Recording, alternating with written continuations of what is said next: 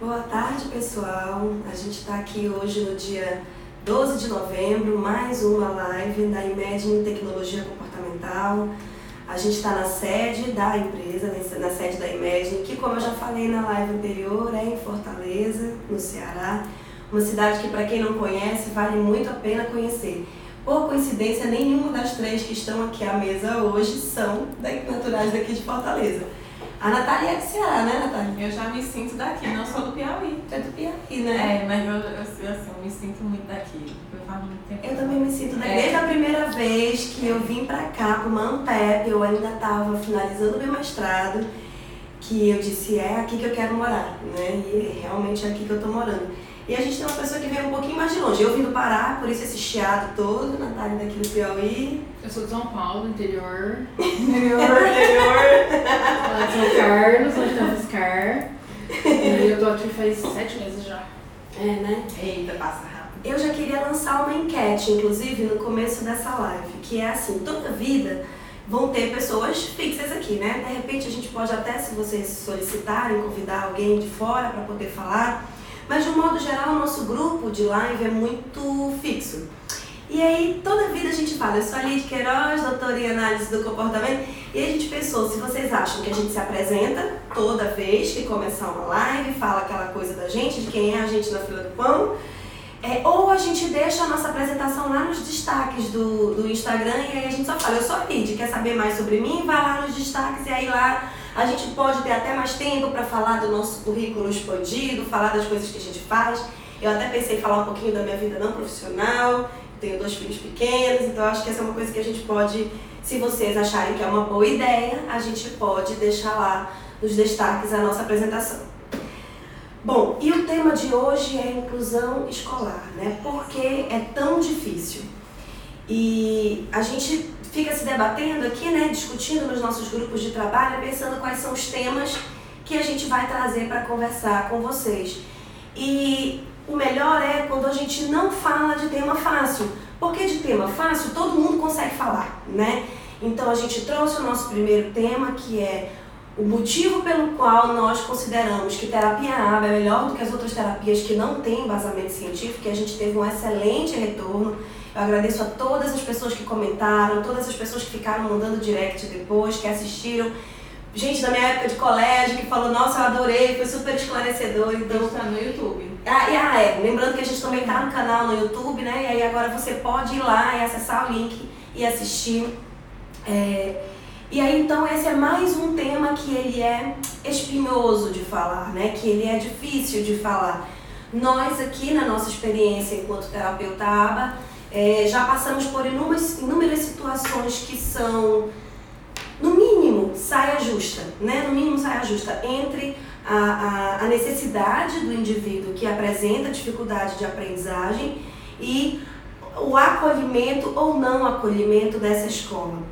E nós estamos, já tem 4 anos que a Lei Brasileira de Inclusão foi publicada e a gente continua vendo inúmeros desafios e questionamentos nessa prática. As recusas ilegais de matrícula que acontecem todo ano e chega uma enxurrada de pedidos de socorro aqui pra gente, o que pode fazer, quais são os direitos dessa criança, qual é o direito dessa família, onde que a escola está amparada, onde que a criança está amparada.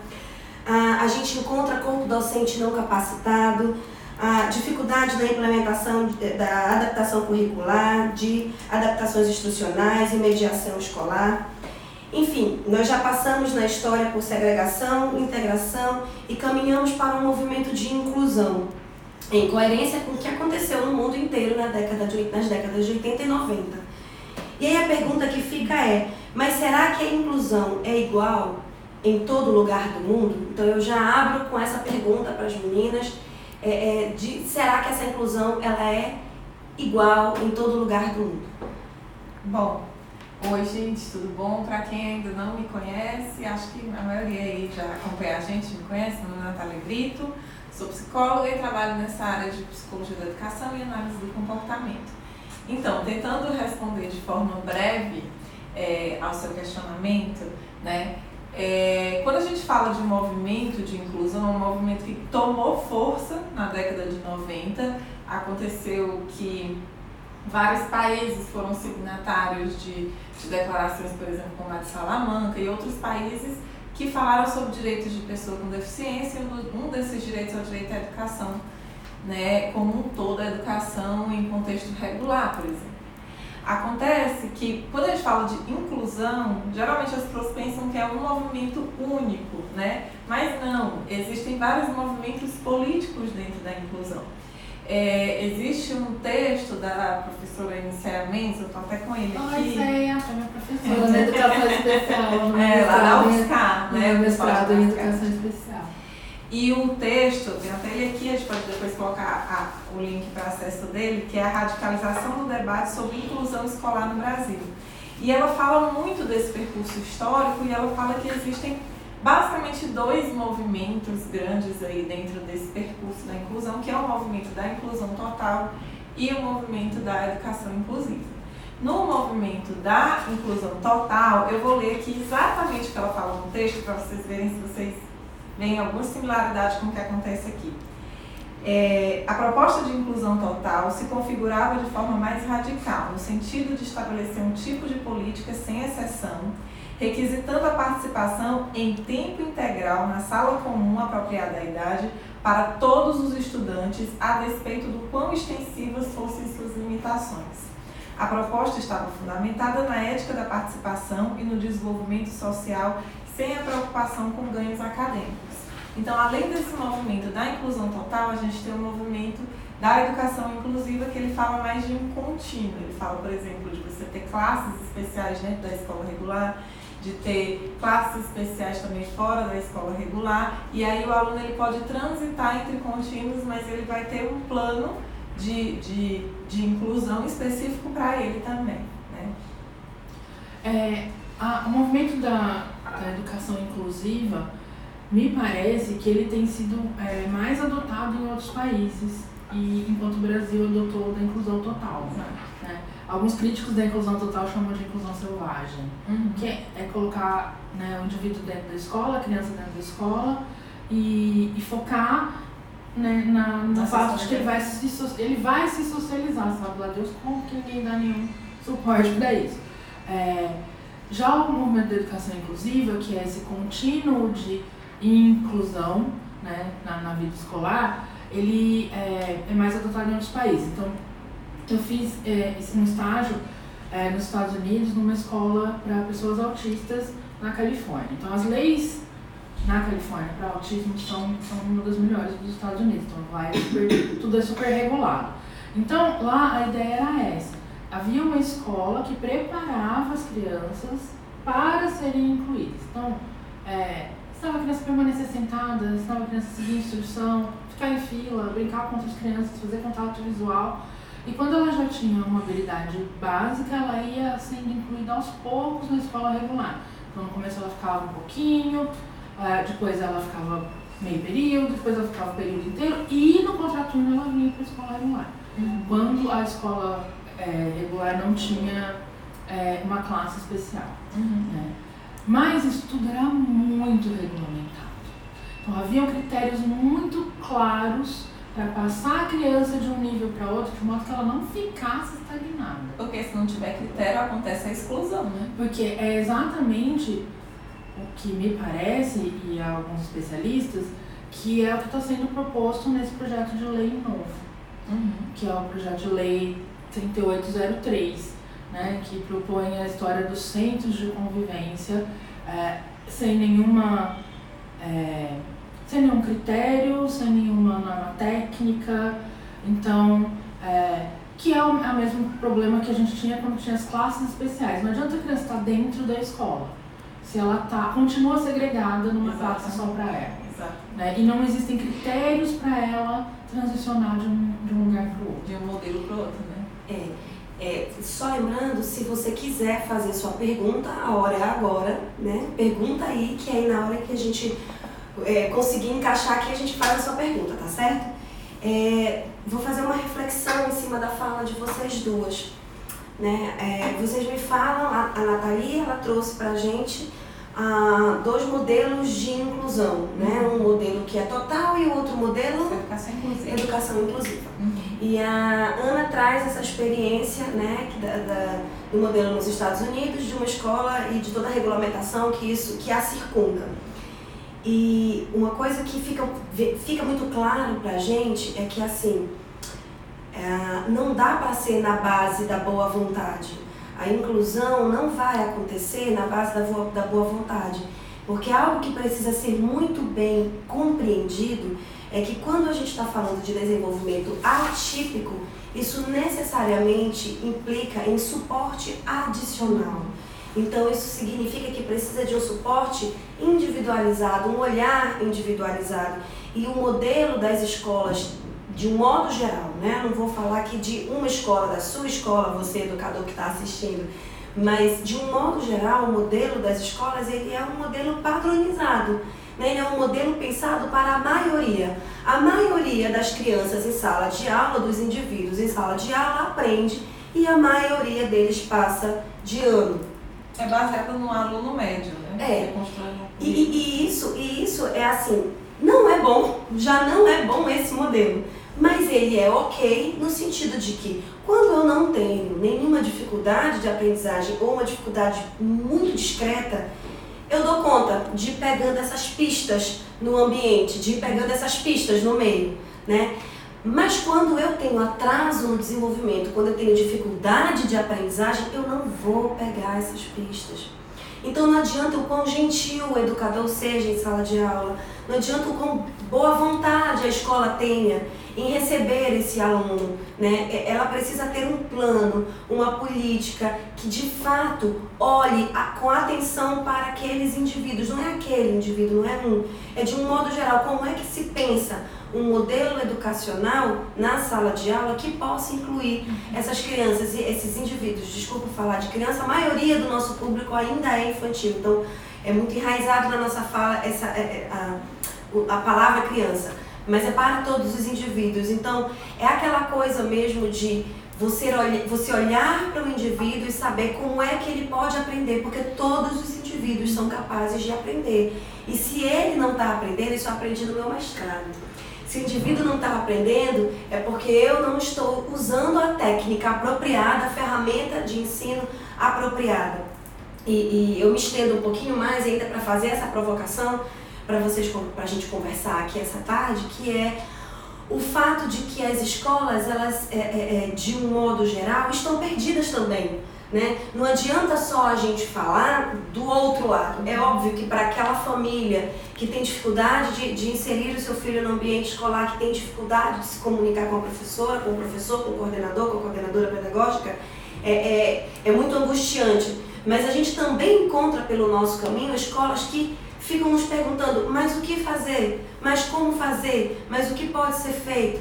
Então eu queria trazer um pouco disso, porque não adianta, eu nunca considero produtivo, eu, Lide, nunca considero produtivo quando a gente fala só de um lado, quando a gente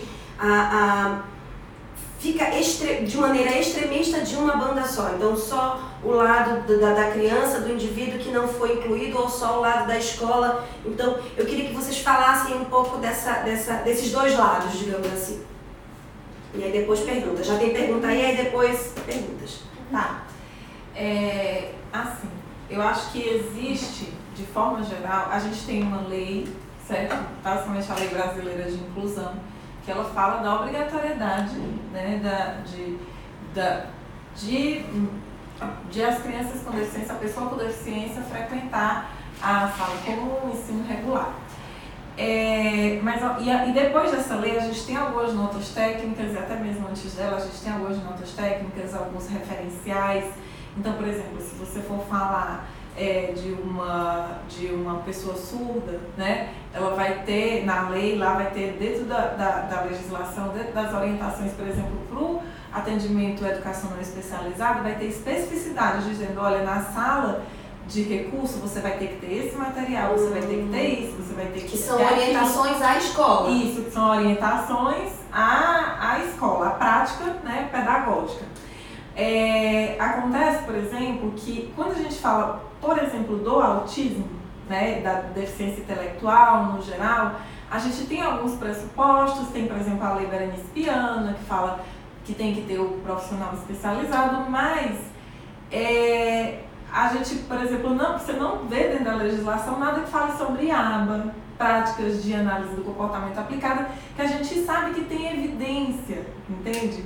É óbvio que eu tô puxando a sardinha para análise do comportamento aplicada, porque se você for na legislação, na literatura do mundo inteiro, você vai ver muita evidência nessa área. E o que a gente tem percebido é que muitas escolas que têm nos procurado para capacitação de professores, manejo de sala de aula, elaboração de currículo individualizado, elaboração de objetivos de ensino, eles veem aquilo ali e falam, poxa vida, como é que eu não vi isso antes, né? E é muito da prática que a gente tem aqui, numa tendência política que a gente teve de excluir a análise do comportamento muito desses contextos educacionais. Então, eu acho que por um ponto, a gente tem uma legislação que precisa ser mais específica em alguns pontos, que precisa apontar mais direitos em algumas áreas, né? Por outro ponto, a gente precisa de uma capacitação para professores que englobe práticas baseadas em evidência. Eu acho que né? A gente tem um problema estrutural, que é a educação no Brasil não ser, né, culturalmente e na nossa história, a gente não adota práticas educacionais baseadas em evidência no sistema educacional como um todo. O que já é quase um crime, na verdade. Porque é isso, a gente não sabe, né, se o que está sendo ensinado de maneira baseada em evidências. Aliás, a gente sabe que não está, né?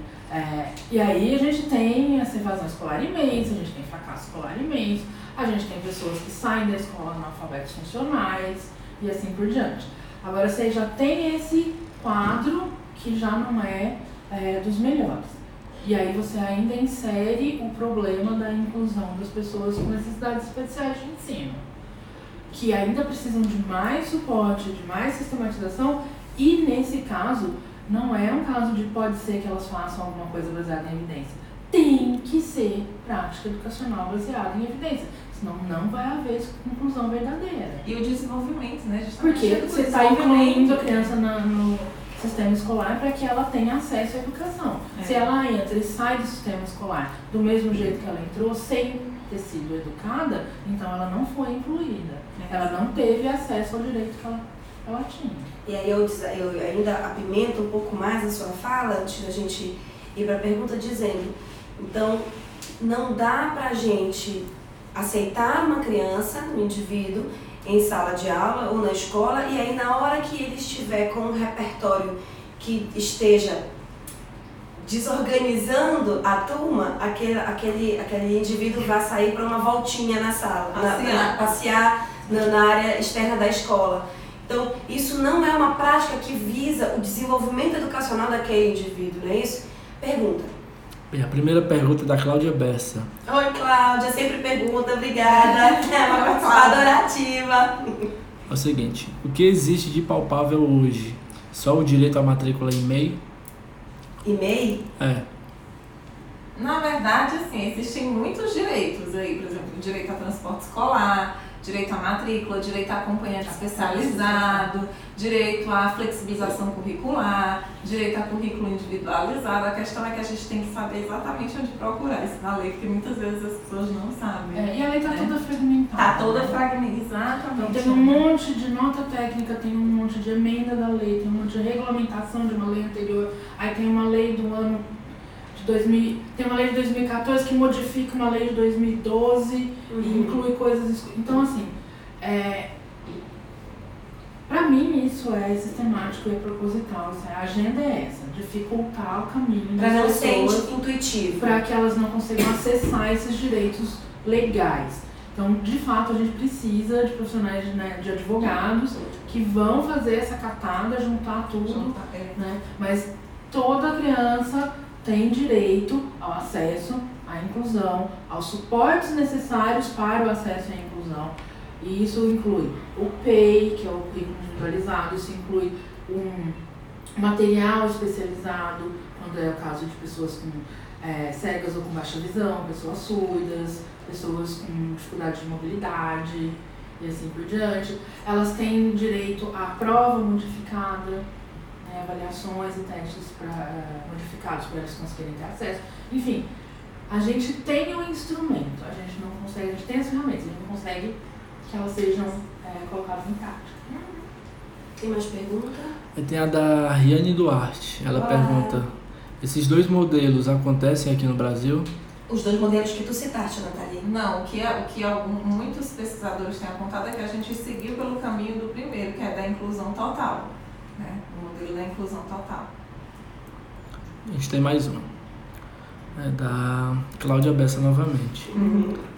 Uma escola que tem vários alunos autistas em todas as idades pode não contar com a sala de recursos ou é obrigado que tenha? Obrigada a ter sala de recursos. Não, a sala de recurso, o atendimento educacional especializado, né, ele é prerrogativa da inclusão, né, para todo o ensino regular, certo? Não é para o indivíduo com TEA. Não, de jeito nenhum. Então não importa quantos alunos tenham na escola. Não, de forma nenhuma. Inclusive, assim, só para vocês terem ideia, por exemplo, existe sala de tipo 1, que é a sala que tem recursos de forma geral. Tem sala tipo 2, que é a sala que tem recursos, por exemplo, para aluno cego, né, em baixa visão. Então, a sala de recursos ela é um recurso interessante, né, mas assim, ela não, se for falar só da sala de recurso isolada, não vai fazer diferença porque ela não vai trabalhar de fato a inclusão, né? Então, a gente fala do AE, do Atendimento Educacional Especializado, que é esse conjunto de práticas, né, que objetivam essa inclusão de forma geral, tá? Agora, é interessante salientar que vocês estão falando, meninas, de garantias pós-matrícula, né? Uma vez que eu estou na escola, eu tenho direito a um recurso adaptado, a um PEI, eu tenho direito a um acompanhante, eu tenho direito a uma sala, um espaço de recursos, eu tenho direito a todo um acesso a ferramentas pedagógicas para que eu seja capaz de ter, de fato, realmente a oportunidade de aprender, né? Para que eu, ao estar naquele espaço seja um lugar e um momento que seja adequado para que eu aprenda. Mas e quando a gente não consegue nem entrar na escola? Porque de um modo geral, eu sei que eu estou cutucando, de um modo geral o que a gente observa é que eu sou barrado, eu com atraso no desenvolvimento, sou barrado na matrícula. E assim, eu entendo que muitas vezes o que as escolas acabam fazendo com isso é pela dificuldade de dar conta da diversidade. É a dificuldade de conseguir ter um número substancial de indivíduos com atraso no desenvolvimento e eu não sei muito o que fazer, porque a minha política pedagógica ela é voltada para o aluno médio, então eu acabo encontrando maneiras de que esse aluno não acesse a matrícula. E eu sei que deve ter muito pai assistindo a gente, muita mãe assistindo a gente, e aí eu queria saber como é que esses pais podem fazer, o que eles... qual é o tipo de busca, qual é o tipo de informação que eles podem fazer. E uma outra pergunta que eu tenho para fazer também, e eu fico me colocando sempre no lugar dessa mãe e desse pai, como é que eu sei que o que está sendo oferecido para o meu filho, ele é um movimento inclusivo, ele é um movimento educacional voltado para a aprendizagem do meu filho? Eu tenho como avaliar esse material que foi adaptado, saber a qualidade desse material, porque senão a escola pode me dizer assim, é adaptado, porque ele foi diferenciado, porque eu ampliei o dever de casa, porque eu colei uma figura em cima. Eu tirei uma questão.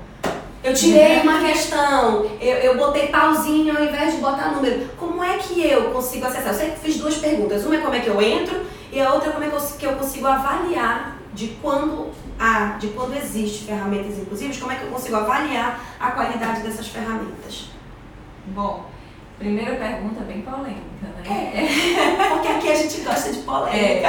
Assim, é direito, né? Eu digo, inclusão é direito, a escola não pode negar matrícula, né?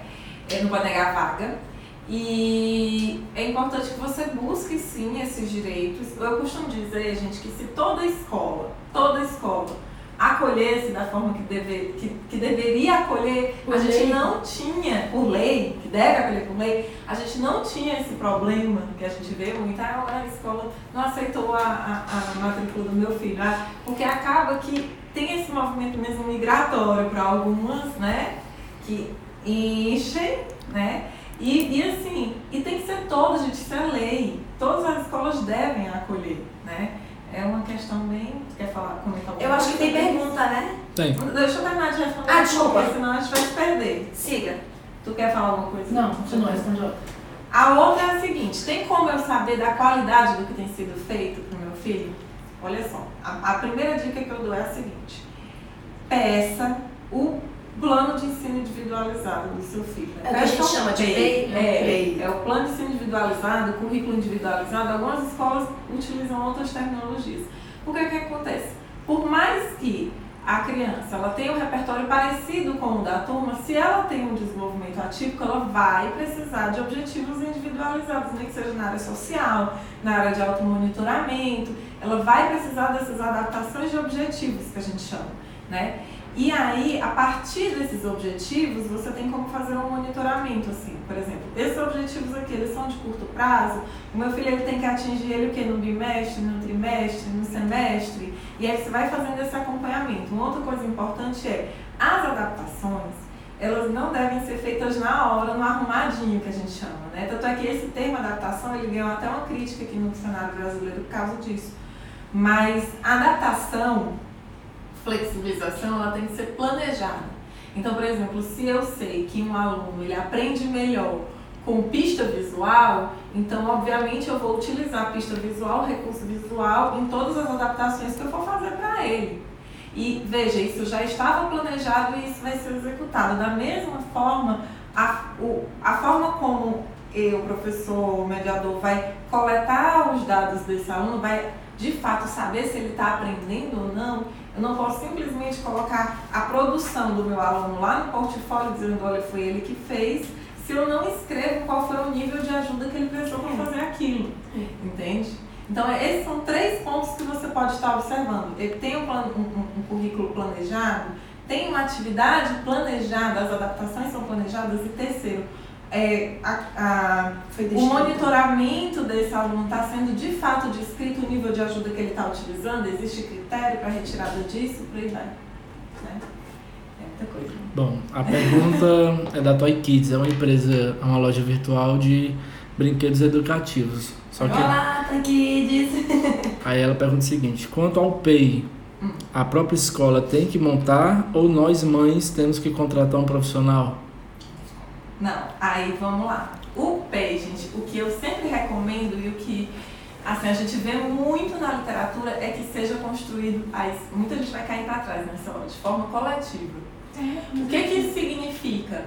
Que, por exemplo, a escola faz a avaliação desse aluno, avalia o repertório acadêmico dele, avalia o repertório de aluno dele. Os profissionais que trabalham com eles, terapeutas, também fazem a avaliação desse repertório dele, repertório acadêmico, pré-acadêmico, de aluno e tudo mais. E os pais também vêm com contribuições valiosas relacionadas ao desenvolvimento dele em casa, por exemplo.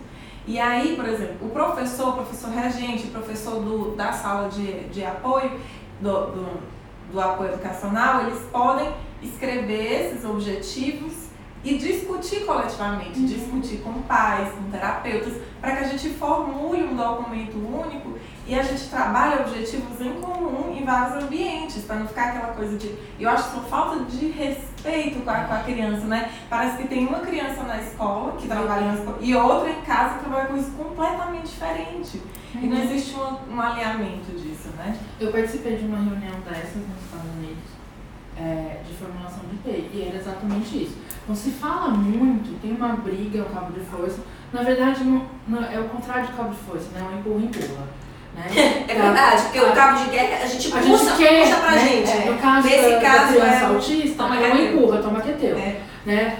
Então, a área da saúde empurra para a área da educação, e a área da educação empurra para a área da saúde, e ninguém toma a responsabilidade para si sobre quem é responsável pela inclusão escolar, que é o primeiro passo para a inclusão social. Né? Então, na verdade, se fala muito, mas o tratamento de autismo devia ser feito pela escola, devia ser feito pela saúde. O tratamento de autismo deve ser feito integrado entre educação, saúde e assistência social.